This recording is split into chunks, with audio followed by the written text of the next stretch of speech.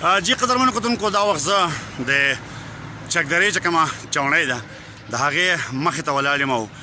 دا د پاکستان تحریک انصاف کارکنانو په تېره شپه چې کوم دی دغه کړې وه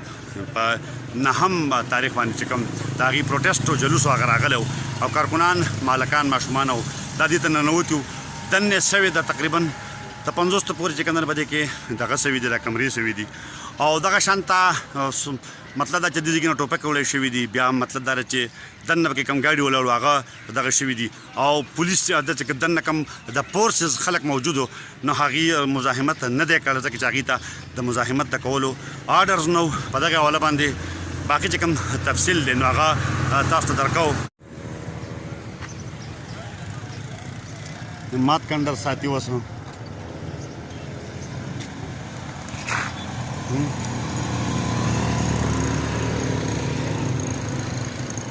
یہ کیا ہے یہ سولجر بیرک ہے اس کو اندر سے جلایا گیا ہے اس میں کتنے کمرے تھے اس میں کوئی 25 سے 30 کمرے ہیں جیسے اندر سے جل اچھا اس میں سے چھوٹا ہاسپٹل بھی ہے اچھا چھوٹا ہاسپٹل ہے 25 سے 30 کمرے ہیں جو کہ اندر سے جلے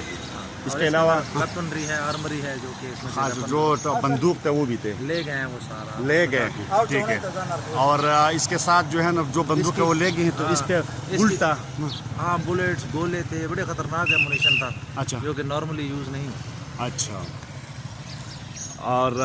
یہ پھر اندر سے انہوں نے کتنی گاڑیاں وہ جلائی ہیں اس کے بارے میں ابھی کر رہے ہیں مزید انویسٹیگیشن جاری ہے جیسے کچھ پتہ چلتا ہے آپ کو بتاتے ہیں اچھا مطلب ابھی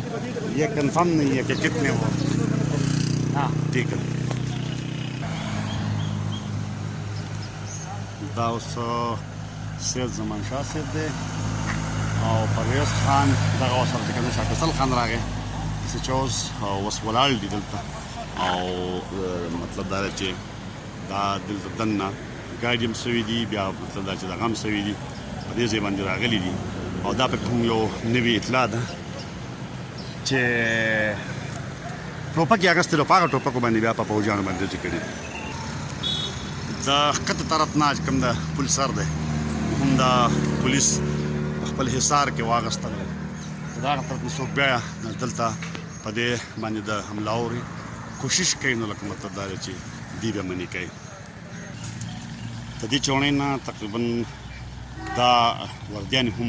وړی شوي دي او دا هم یو ډېره خطرناکه خبره ده چې د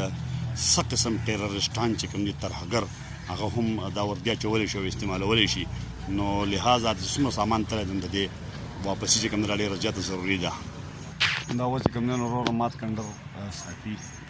دا تارونه مارونه چې کوم دی اوس لګېدي هغه ځای کې دا جالونه او هر څه لوټ شوي نو دوی اوس چې کوم دی مات کنډر ساتي بهرحال دا اوس جال لګی او دا مطلب دا چې دغه پولیس راغلي دي او دغه وش یې بندوي او اصل صورتحال دا چې تقریبا 50 پورې چې کوم دی په دې کې کمرې شوي دي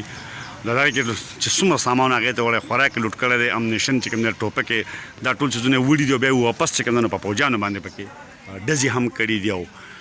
لکه په سکاوټس باندې او دوی ته آرډر نه و دوی ورته په خپله باندې دروازې کولې کړي دننه یې ګاډي ماډي هم سوي دي نو قصه خو ورانه ده